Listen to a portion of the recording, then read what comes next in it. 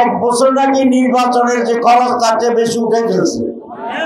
এক দলের সিনিয়র নেতা বলছেন পিয়ার কি বুঝি না, আপনাকে বুঝাই দেব, বিনা পয়সায় শিক্ষা দেব, টিউশন ফি লাগবে না। বিগত দিনগুলোতে 54 বছর বাংলাদেশের স্বাধীনতার কোন সুষ্ঠু নির্বাচন হয় না। 73 সালের নির্বাচন থেকে শুরু করে শেখ হাসিনার সর্বশেষ নির্বাচন, এখানে রিগিং করা হয়েছে, কেন্দ্র দখল হয়েছে, টাকার খেলা হয়েছে, বিরোধী দলকে কেন্দ্রে আসতে দেয় নাই, দিনের ভোট রাতে হয়েছে, ভোটার বিহীন নির্বাচনে অনেক ভোট কাজ হয়েছে দেখিয়ে ভুয়া নির্বাচনের রায় ঘোষণা হয়েছিল আমরা জানি। এই 54 বছরের নির্বাচনের যে অভিজ্ঞতা সেইটা বলে গতানুগতিক ট্রেডিশনাল নির্বাচনে মানুষের জন্য অধিকার নিশ্চিত হয় না। সেই জন্য আমরা বলেছি নতুন পদ্ধতি, নতুন ভাবে নির্বাচনের সিস্টেমে চালু করতে হবে, যেটা পৃথিবীর অনেক দেশে আছে। প্রতিনিধিত্বমূলক নির্বাচন পিয়ার, এখানে কেন্দ্র দখলের সুযোগ নেই, টাকার খেলার সুযোগ নেই, প্রতিটি মানুষের ভোটের অধিকার এখানে কাউন্ট করা হবে, তাদেরকে ভ্যালু দেওয়া হবে। গতানুগতিক পদ্ধতিতে যিনি 51% পান তিনি বিজয়ী, যিনি 49% পান উনি ফেল, তার জিরো, তার ভোট পৌঁছে যায়।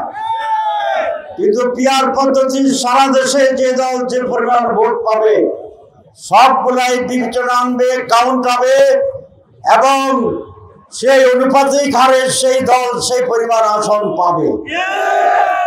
এটা কি সহজ কথা না কঠিন? সহজ না কঠিন? এক দলের সিনিয়র নেতা বলছেন পিয়ার কি বুঝি না। আমি বলেছি আপনি যদি না বুঝেন তাহলে একদিন আমার ক্লাস করেন, আমি পড়াবো, আপনাকে বুঝাই দেব, বিনা পয়সায় শিক্ষা দেব, টিউশন ফি লাগবে না। আরেক নেতার জবাব দিয়েছেন যে নেতা পিয়ার বুঝে না তাহলে সারা দুনিয়ার তিনি কোনো খবর রাখেন না, এরকম নেতা রাজনীতি করা ঠিক না। যারা পিয়ার চায় না, কেন চায় না? কারণ তারা চায় জনপ্রিয়তা নাই কিন্তু মাস্তান আছে, জনপ্রিয়তা নাই অবৈধ চুরির চাঁদার টাকা আছে। আমাকে অনেকে বলে ওই দলের যারা নির্বাচনে কেন্দ্রে হতে চায় এক বছর নাকি নির্বাচনের যে খরচ তার চেয়ে বেশি উঠে ফেলছে। আপনারা কি মনে করেন? তো তারা ভোটারের কাছে যায় না, টাকার কাছে যায়। এক্সট্রিম মশার কয়েল প্ল্যান্ট ফাইবার দিয়ে তৈরি, ডেঙ্গু, চিকুনগুনিয়া বাহি সহ যে কোনো মশার বিরুদ্ধে দেয় এক্সট্রিম সুরক্ষা। সেই কারণে পিয়ার ছাড়া কোনো নির্বাচন হবে না। আমরা পরিষ্কার বলেছি যে সংস্কার হইতে হবে। ডক্টর ইউনূসের ওয়াদা সংস্কার করেই নির্বাচন।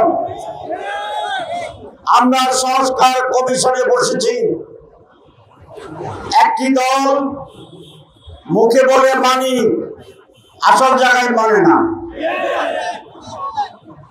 তারা বলছে যে আমরা আইনের আরেকটু কথা বলি, ইমানের কয় ধাপ? 3 ধাপ। একটা হচ্ছে মুখে স্বীকৃতি, মনে মনে বিশ্বাস, আর কর্মে বাস্তবায়ন। এই তিনটা হচ্ছে কি নিঞ্জা মিলেই তিনবার সংস্কারের তিন ধাপ। এক হচ্ছে সংস্কারে একমত হওয়া, দুইটাকে আইনি ভিত্তি দেওয়া, তিন নম্বর এই সংস্কার বাস্তবায়ন করা। ওনারা দেখলাম নিউজে যে সব মানে, তো ওনারা প্রথম ধাপ মানে যে একমত হয়েছি, দ্বিতীয় ধাপ মানে না, এটার আইনি ভিত্তি দেবে এটা মানে না। কি বলে যে আমরা ওয়াদা করব, ক্ষমতা গেলে এগুলো করব।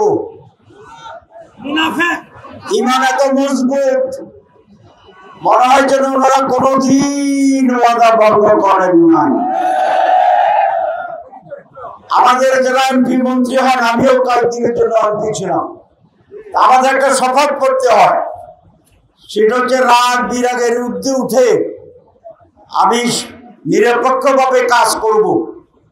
এই শপথ হাসিনা নিয়েছিল, হাসিনার এমপিরা নিয়েছিল, তো তারা কি রাগ বিরাগের ঊর্ধ্বে উঠে কাজ করছে? কি করছে? তার পুরা বিপরীত করছে। আপনারা বুঝেন, ব্যাখ্যা করতে চাই না রোজ। তারপরে এরশাদ সাহেব ছিল, একই শপথ করছে, কাজ ঠিক মতো করছে। এরপরে যারা বলছেন এখন ওয়াদা রাখবেন, তারা তো ক্ষমতায় ছিল, কি বলেন ছিল না? ছিল।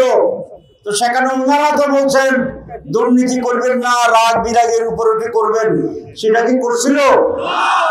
তো ইতিহাস তো বেশি ভালো না, ওয়াদা রাখার ইতিহাস তো বেশি ভালো না, খারাপ।